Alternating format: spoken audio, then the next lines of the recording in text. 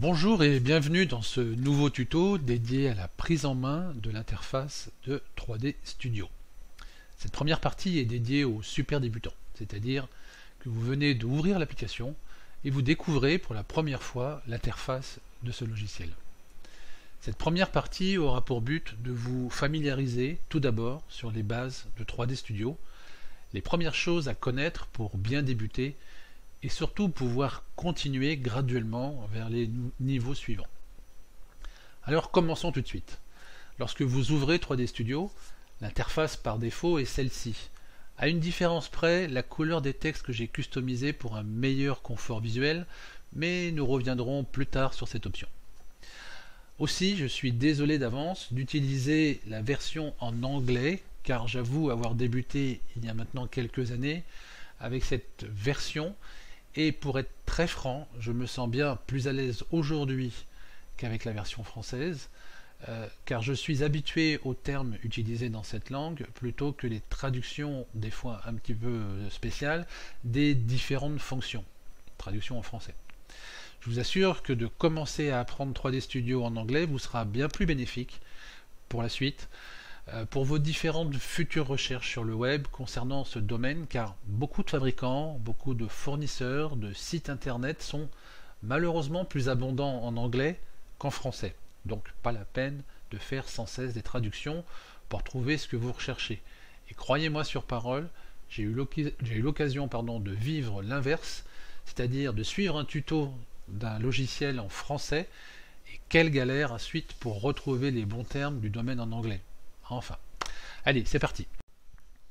Lorsque vous ouvrez 3D Studio, cette interface s'ouvre à vous et présente d'un premier coup d'œil 4 vues sous la forme de carrés. Une vue top, une vue dessus donc, une vue front, une vue de devant, une vue left, une vue de côté gauche et une vue perspective. Ça, c'est par défaut. Sur la partie haute, nous avons ici des menus principaux déroulants, donc les fichiers, édition, outils, groupe, les vues, la création, les modifications, l'animation, etc. Juste en dessous, nous avons des boutons qui permettent à la fois des sélections, des accroches, des alignements, etc. Et en dessous des 4 vues, nous avons ici une timeline, donc c'est une ligne de temps, on va dire, je ne sais pas si c'est la bonne traduction en français, mais la ligne de temps qui permet d'afficher les différentes images lorsque nous faisons de l'animation et dans le temps en fait sur quelle image nous sommes, etc. Ici sur la partie droite, nous avons les boutons de la gestion de la timeline, le play, le pause, le retour en arrière, etc. La vue sur laquelle nous sommes ici par exemple 65, je me suis arrêté dessus, je vais retourner à 0. Et partie droite complète ici, nous avons des boutons qui concernent le zoom, l'avance de la caméra, etc. par rapport aux différentes vues ici. Et puis le principal on va dire, boîte de paramètres plus important, j'ai eu du mal sur le coup. Ici, c'est dans cette colonne la partie création, modification d'objets. Alors, ici nous avons 1, 2, 3, 4, 5, 6 boutons. Le premier c'est la création, le deuxième c'est la modification, le troisième ce sont les hiérarchies. Ici, tout ce qui concerne les déplacements dans les animations.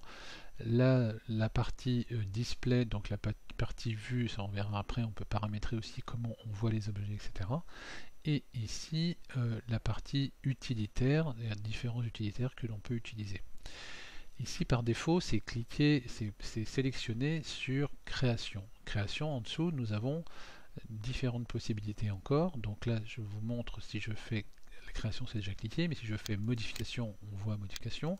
Ici, les paramètres de hiérarchie. Ici, les paramètres sur le déplacement, la vue, et puis les utilitaires. Donc maintenant, par défaut, c'était bien ici.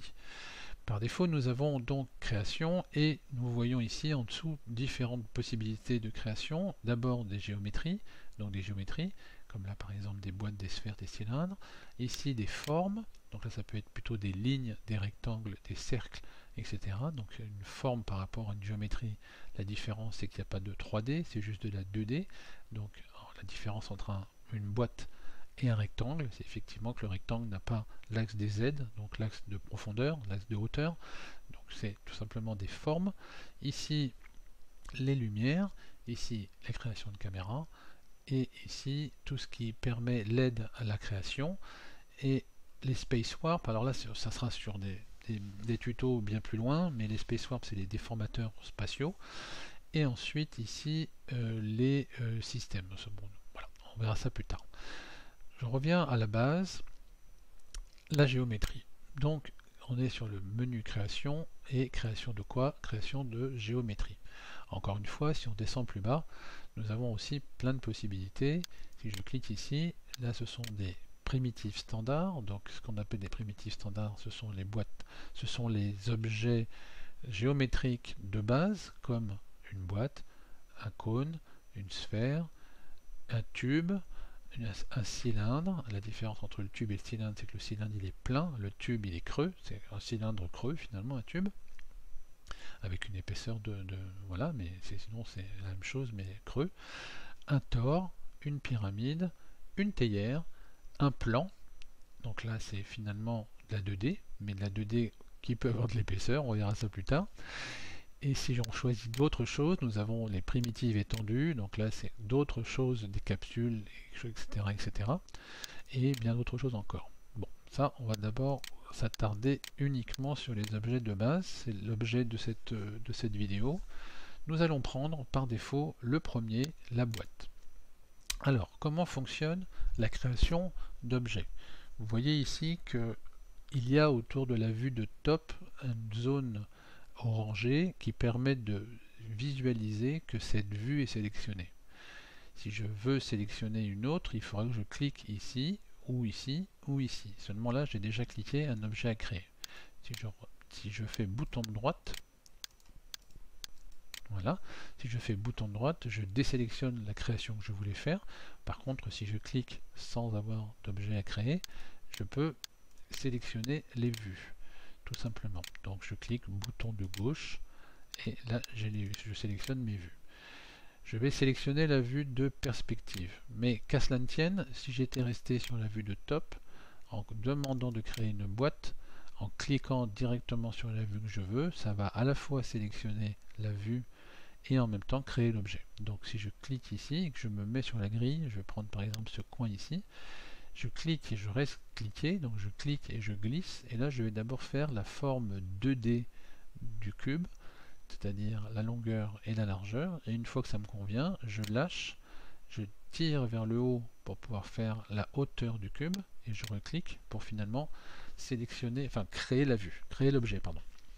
Donc là, mon objet est créé, et on s'est aperçu que sur les différentes vues à côté, pour l'instant la vue de face, la vue de top et la vue de gauche, l'objet s'est automatiquement en temps réel créé, on l'a vu, et nous avons donc, alors l'objet est un petit peu presque cubique, c'est vrai qu'on ne peut pas faire trop la différence entre les différents objets. Je vais recommencer pour donner un exemple plus concret, je vais faire supprime sur le clavier parce que l'objet est sélectionné, donc je peux le supprimer, et je vais faire plutôt quelque chose de plus concret, c'est-à-dire comme ça et comme ça. Donc là on voit bien qu'il y a une hauteur différente de la largeur et différente de la longueur.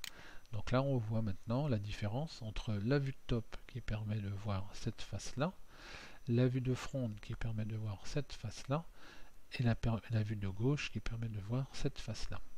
Une fois qu'on a créé l'objet, donc là dans cet exemple là on l'a fait à partir de la perspective, l'objet se crée à la base de la grille. La grille c'est 0, c'est le niveau 0.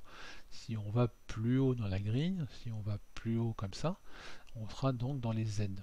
Pour l'instant, la base de l'objet a été créée en version d'abord 2D, donc longueur et largeur sur cette grille à ce niveau-là. Ça veut dire que la base est collée au 0, donc l'objet part bien du sol vers le haut pour son épaisseur. Tout ça pour dire que par défaut, on voit trois axes qui se créent à l'intérieur de l'objet. Ici, alors je peux me rapprocher de la vue en tournant la molette de la souris. Donc là elle n'était pas sélectionnée, mais c'est pas important. Je me rapproche ici. On voit bien la ligne noire ici qui correspond ici au niveau 0. Si je suis en dessous de la ligne noire, je suis en dessous du 0. Si je suis au-dessus, je suis en hauteur. Et là, on voit bien que l'axe des axes créés en fait de l'objet, les axes X, Y et Z, on voit bien que l'axe est bien positionné au minimum, enfin à la base de l'objet, c'est-à-dire sur le 0. Bon, là j'ai peut-être été un petit peu compliqué, simplement pour dire qu'en créant l'objet comme je l'ai fait là, on a la base de l'objet qui est bien sur la hauteur 0 sur le plan du sol, on va dire, et que ces axes sont créés automatiquement au niveau du sol, donc comme on le voit ici. Et donc nous voyons bien l'axe Y, l'axe Z et l'axe X pardon, et l'axe des Z.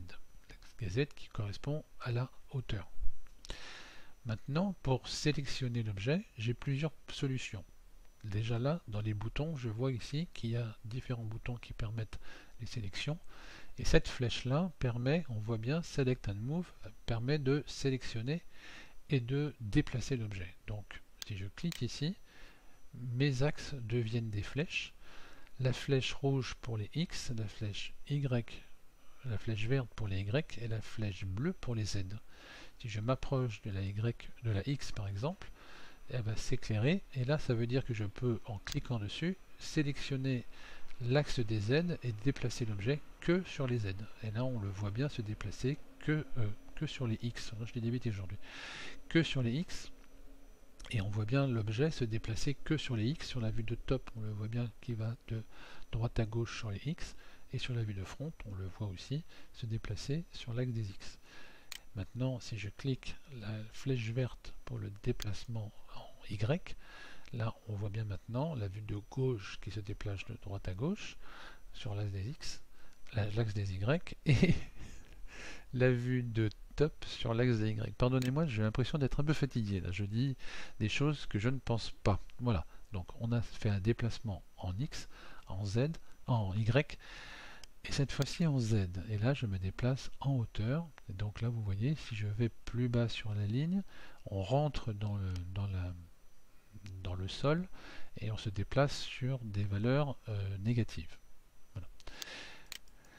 Là, pour lâcher l'objet et le permettre de retourner à sa position 0, puisque je me suis dit si je le déplace et que je le lâche, il va rester à sa position tout en haut, et moi je le voulais comme il était au départ, c'était très bien en position 0, j'ai appuyé sur le bouton droit de la souris pour pouvoir dire j'annule ce déplacement. Alors, on va refaire l'essai, je vais faire un flèche undo ou CTRL Z, ça c'est sur tous les Windows c'est la même chose, CTRL Z pour revenir à la position de départ, et si je me redéplace, quel que soit l'axe, on s'en fout, c'est juste pour un exemple, je me déplace sur l'âge des X, et là des Z, et là je me dis, oh, ben non finalement je voulais pas me déplacer comme ça, et je voudrais revenir à la position 0, j'appuie sur en même temps que je reste appuyé sur le bouton de gauche, j'appuie sur le bouton de droite de la souris, et là, il annule le déplacement. C'est très important pour certaines applications à un moment donné, quand vous avez plein d'objets, que tout est bien positionné, et que là, vous faites une erreur. Bah, ça peut aller plus vite de faire un bouton droit de la souris pour annuler le déplacement que vous faisiez, pour cliquer après un autre objet, que d'aller se déplacer, lâcher, faire un CTRL Z sur le clavier, ou un undo ici. Bon. Alors, résumé de ce qu'on a vu là, on a créé une boîte, on l'a créée à partir de la vue perspective, on est parti sur sa 2D d'abord, donc la largeur et la longueur, et ensuite on a tiré vers le haut pour faire une épaisseur, pour faire une hauteur, et on a créé une boîte. Ensuite, nous avons cliqué sur la flèche ici pour Select and Move, et nous avons vu qu'on pouvait déplacer uniquement en X et en Z, comme ça, ou en X ou en Y. J'ai beaucoup de mal aujourd'hui avec les axes, en X ou en Y, et en Z comme ça. Maintenant, il y a entre chaque flèche de coordonnées, on a aussi des carrés qui représentent l'association entre Z et Y, ou entre X et Z, ou en bas entre X et Y. Ce qui veut dire que plutôt que de se déplacer uniquement en Y, uniquement en Z ou uniquement en X, on peut aussi se déplacer en appuyant sur ce petit carré quand il s'allume. On peut se déplacer en X et en Y, mais pas en Y et en Z, mais pas en X, ou bien en X et en Z, là je vais aller doucement parce que je vais dire des bêtises encore, en X ou en Z en cliquant ici, ou tout simplement sans se déplacer dans la hauteur mais simplement sur la surface, en X et en Y, et là on ne fait qu'un déplacement planaire. Voilà. Je refais le bouton de droite de la souris pour lâcher et laisser l'objet là où il est. Maintenant, nous avons besoin peut-être de voir la vue en grand de la perspective ou la vue en grand de la vue de top, parce que là on trouve que finalement c'est un petit peu loin et on aimerait bien avoir un peu plus de précision. Alors il y a un bouton ici, on parlait tout à l'heure des fonctions qui permettent d'intergérer avec les vues. Ici nous avons des boutons, et là vous savez ce petit bouton qui s'appelle Maximize Viewport Toggle en anglais, qui veut plus simplement dire je vais agrandir la vue, et là quand j'ai la vue sélectionnée de la perspective dans cet exemple, si je clique dessus, ça va me l'agrandir. Mais vous avez vu aussi qu'il y a un petit raccourci qu'on peut déjà noter. Prenez un petit papier, il va y avoir plein de raccourcis, il va falloir s'y habituer. Et là on a ce raccourci Alt W qui permet d'agrandir ou de rétrécir, de maximize ou de minimize. Donc si je fais Alt W sur le clavier, et bien là on voit bien aussi que ça, la fonction fonctionne. Fonction qui fonctionne, c'est très bien. Il faut savoir en fait que dans 3D Studio, il y aura très souvent plein de possibilités de faire des choses, comme de le faire en raccourci, de le faire avec la souris, ou de le faire en cliquant dans différents menus ou différents boutons de l'interface. Après, à vous de juger lequel vous trouvez le plus rapide ou le meilleur pour vous dans la situation dans laquelle vous vous trouvez. Là par exemple, si je prends l'exemple de la Maximize et de Minimize, si vous trouvez plus simple pour vous d'aller cliquer ici pour ouvrir la vue, ou plus simple pour vous de faire un Alt W, à vous de voir selon comment sont occupées les mains au moment du travail. Voilà, c'est juste ça. Alors, maintenant, nous allons donc agrandir la vue, Alt W, et nous sommes donc en vue perspective, et nous avons créé notre boîte avec donc ces axes qui sont apparents. J'ai besoin par exemple de créer un autre objet. Là, je peux le mettre ici par exemple, mais j'ai envie de le mettre derrière ici. Je vais maintenant créer une sphère un peu plus loin derrière volontairement pour pouvoir voir d'autres fonctions et d'autres raccourcis intéressants. Alors ici je vais cliquer sphère. Pour la sphère, il n'y a que l'endroit, pour la créer, il n'y a que l'endroit où on va la placer en son centre et puis ensuite son rayon. 3D Studio fonctionne en rayon, donc il n'y aura plus qu'à multiplier par 2 pour avoir son diamètre. Et je crée ici la sphère. Je vais prendre une valeur un petit peu approximative, on fera après quelque chose de plus précis. Voilà, et je lâche. Donc là, la sphère est créée, on le voit bien plus loin que l'objet de base, notre boîte. Et sur la vue perspective, surtout, elle est un petit peu cachée, je l'ai fait exprès. On va prendre une valeur simple, on va dire 25. Donc là, je sélectionne. Je suis pour le moment dans la création, toujours en Create, pas en Modif, mais 3D Studio me permet quand même de faire quelques réglages avant de faire des modifications complètes. Donc ici, je suis toujours dans la création et je vais lui donner 25 cm, ce sera bien plus simple. En tout cas, il y a un chiffre précis. Et puis, là, je me dis, j'ai créé ma sphère. Le problème, c'est que j'aimerais bien avoir ma vue des deux objets mieux que ça, pas la sphère tronquée comme ça. Donc il y a une possibilité de déplacer la vue sans déplacer les objets, c'est juste la vue que l'on déplace, c'est valable sur toutes les vues qui sont là sur l'image. Si je clique le bouton, la molette en fait de la souris, si je clique et je glisse, je vais déplacer la vue comme je l'entends. Vous voyez, donc là je peux me déplacer et la placer plus ou moins au milieu pour mieux voir finalement ma... Alors là en même temps j'ai lâché et j'ai tourné la souris, donc comme tourner la souris c'est zoomer et cliquer glisser c'est se déplacer, j'ai fait en même temps un déplacement et un zoom, donc c'est pour ça que ça m'a fait ça. Donc voilà, donc je reviens ici, mais il y a aussi un raccourci qui est assez simple, c'est lorsque aucun objet n'est sélectionné. Donc là je vais, comme je suis toujours comme pour ma boîte en mode objet créé mais pas de possibilité de déplacement ou autre, je vais cliquer ici. Donc là il me donne ces axes. Je vais cliquer à côté pour tout désélectionner. Et admettons que ma vue, je la déplace comme ça et je suis à l'autre bout très loin.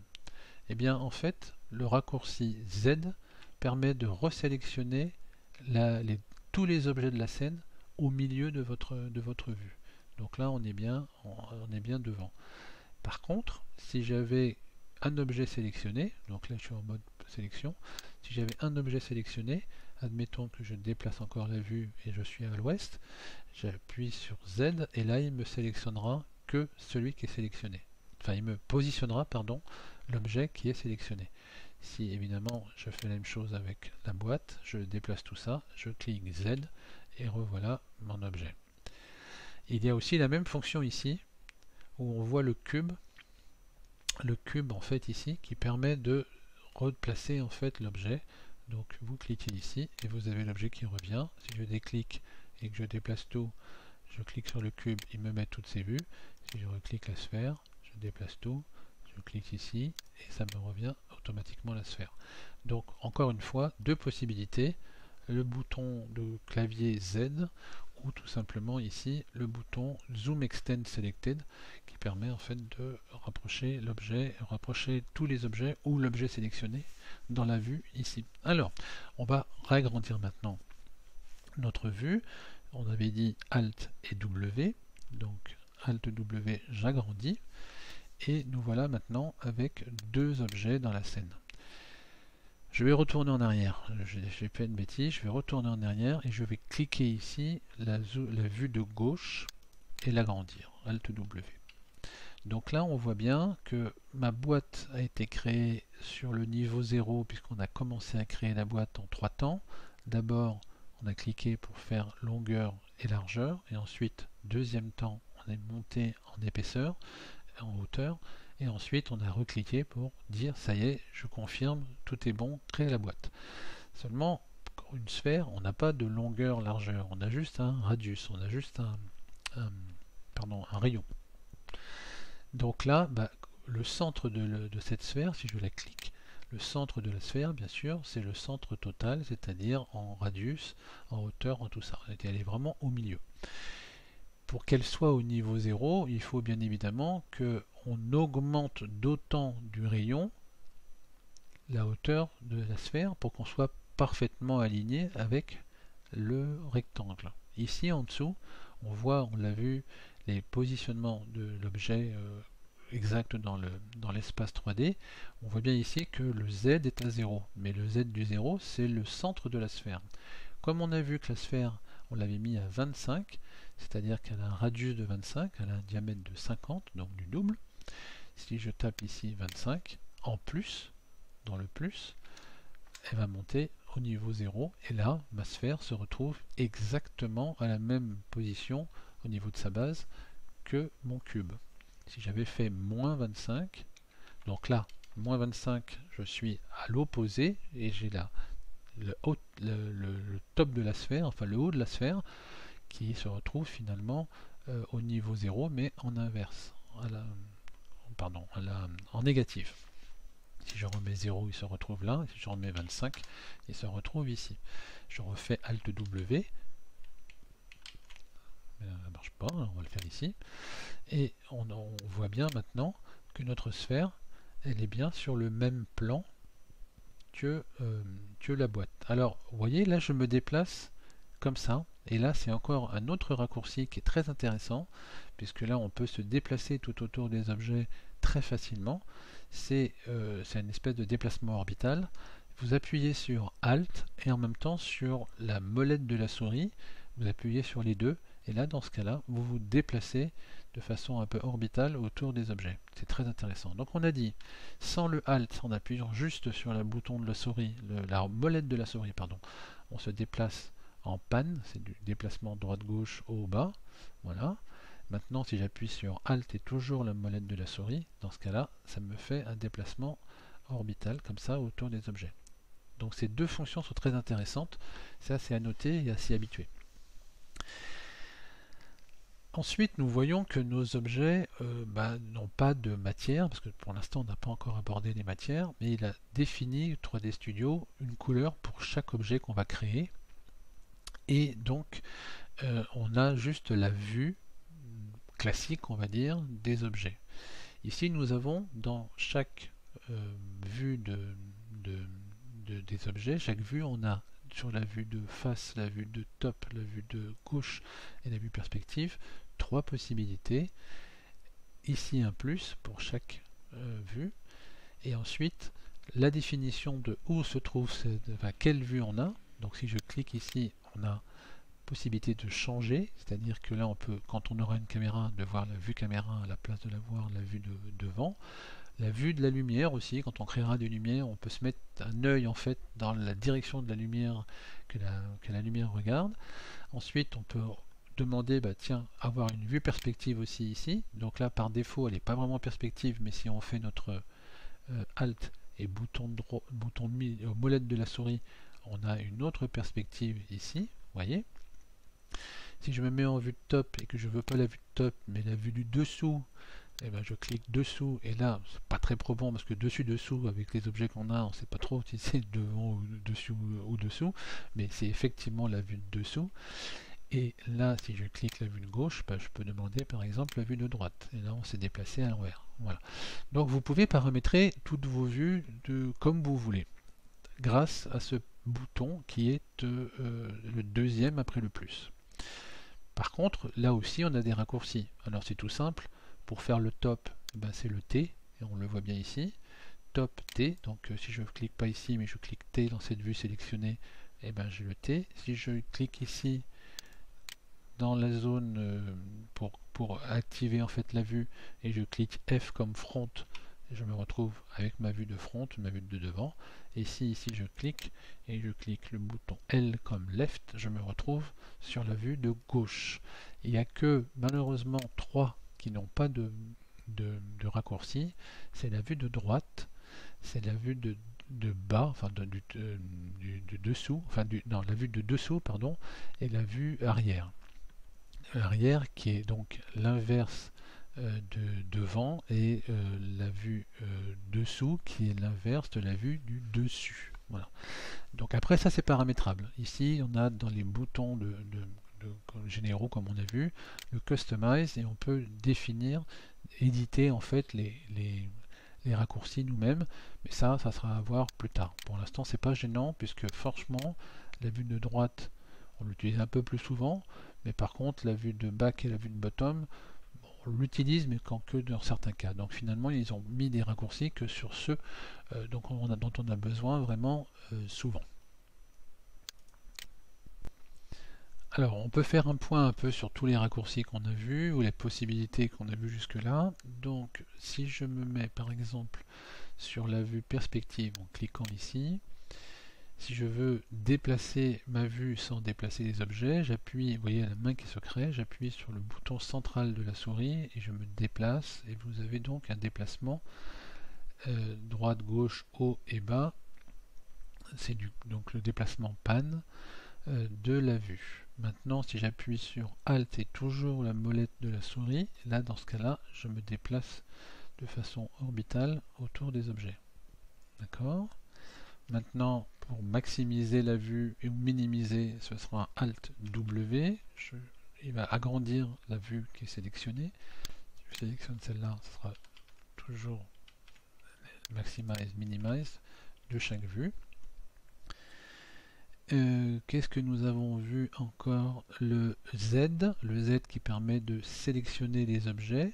Donc si je sélectionne celui-là et que je fais un Z, je vais agrandir l'objet sélectionné et je vais le mettre, enfin l'agrandir, je vais le rapprocher en fait de la vue. C'est pareil que si je me mets là et je fais un Z, je vais avoir que cet objet. Voilà.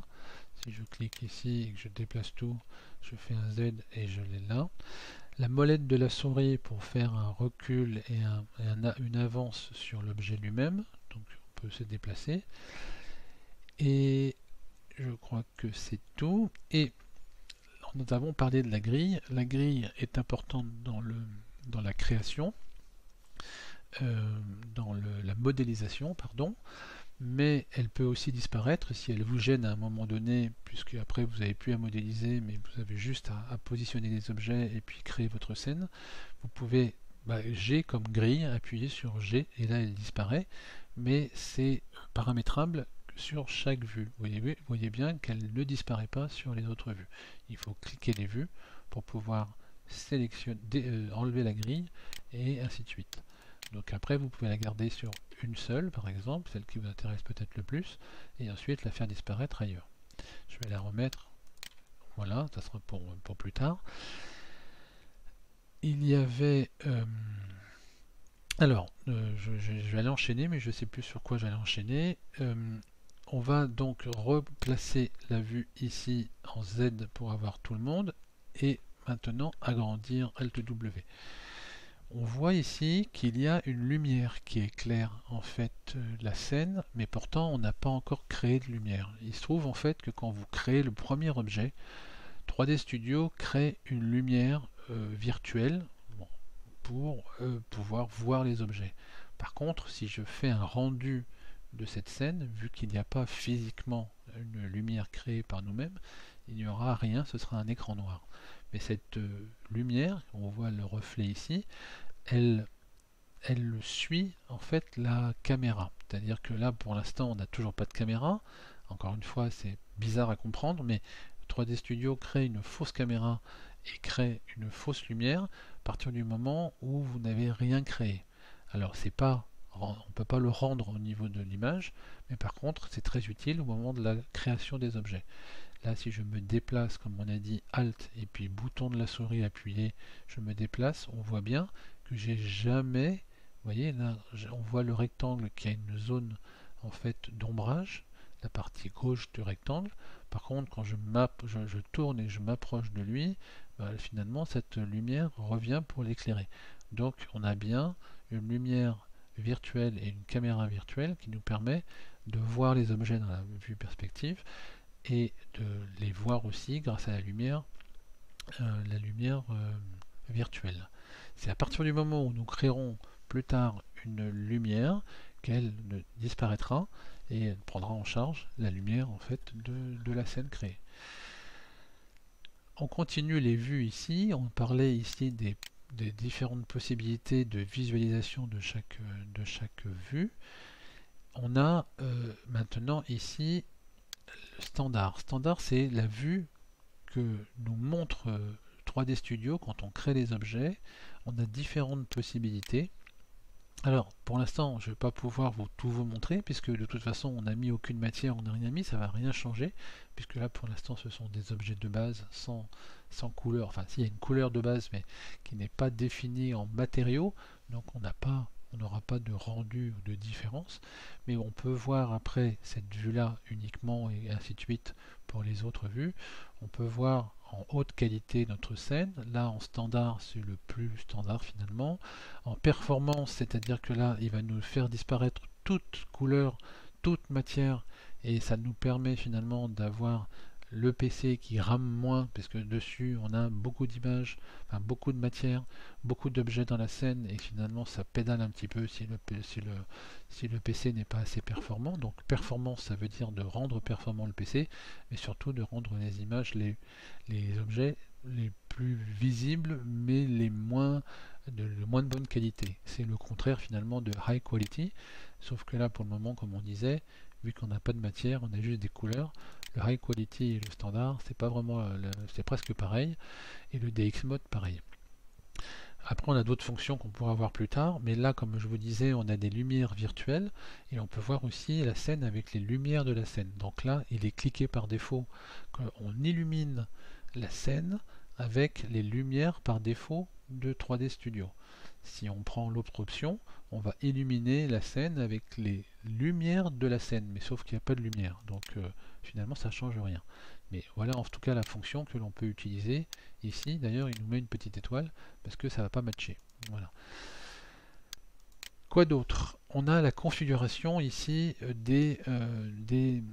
des viewports, enfin des vues dessus, perspective, tout ça. Donc si on va cliquer là, il nous ouvre un tableau avec les différentes possibilités de configuration, comment on va visualiser les textures, quelle qualité de anti-aliasing, de anti-crénelage on va faire apparaître, quel est le maximum des pixels que l'écran va nous donner, mais pas le rendu, mais c'est simplement de la visualisation de l'écran. Après, le background, donc ce qu'il y a derrière, comment on le voit. Ensuite, là c'est bien ça, c'est la partie, alors layout, je ne sais plus comment on le traduit en français, mais c'est comment on visualise nos 4 vues, on peut les voir différemment. Donc là, si je reviens avec le petit carré ici, ou le Alt W pour revenir aux 4 vues, si je refais le Viewport Configuration, donc en fait la configuration de l'écran des vues, et que je me mets sur Layout, je peux tout simplement par exemple demander de travailler qu'avec qu'une seule vue. Je choisirai laquelle, je peux cliquer après laquelle, je peux demander la perspective, mais là j'ai beau faire un Maximize, Minimize, il n'y a qu'une seule vue, donc de toute façon il n'y a que celle-là. Donc si je fais un Alt, bouton molette de la souris, je me déplace en orbital, et là j'ai effectivement qu'une seule vue, mais si je clique ici, j'ai rien d'autre. Bon. Mais c'est pas forcément intéressant, puisque de toute façon on ne pourra pas faire grand chose avec celle-là. Si on veut changer de vue, il faudra cliquer ici pour passer après aux différentes vues. C'est pas très pratique. Bon. Ensuite, on peut voir d'autres layouts où on a par exemple 2 vues dans le sens vertical, dans le sens horizontal, une plus grosse et une plus petite, etc. Ou même une grande avec 3 petites en dessous, et on définit ici lesquelles. Ici on veut la perspective, ici on veut la front, ici on veut la left, on peut choisir la right, et on peut demander ici de voir la vue caméra, mais on n'a pas de caméra donc on ne peut pas le faire pour l'instant. Et on a vu une back par exemple, et si je fais OK, ben là finalement voilà mes vues. Mais là aussi, les dimensions des vues n'est pas immuable, c'est-à-dire que vous pouvez vous approcher ici, et vous avez une flèche qui vous permet de réduire par exemple la plus grande et d'agrandir les plus petites, ou de sélectionner aussi ici et d'avoir une vue plus grande ici, une vue plus petite ici.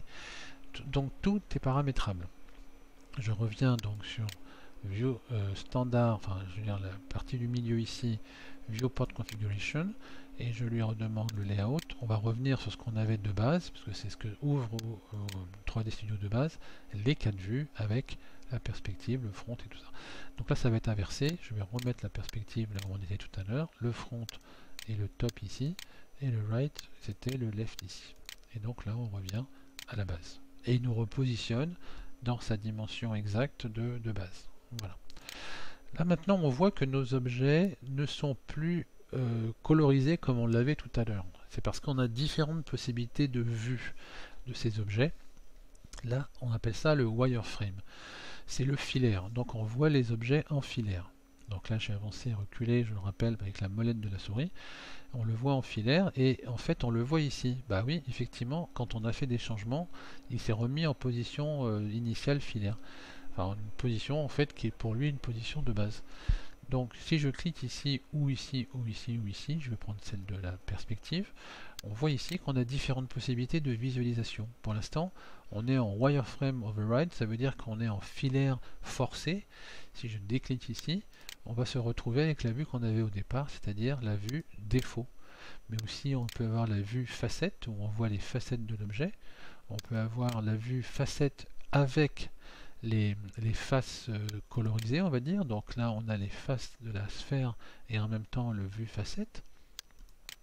On peut donc enlever la vue edge face, mais puis après on peut demander simplement une boîte. Donc là c'est vraiment, si on le met comme ça et qu'on le met en performance, là on est sur le plus minimal de la visualisation, c'est-à-dire notre sphère est visualisée comme un cube, elle prend effectivement l'exacte dimension, mais c'est pas une sphère, c'est un cube.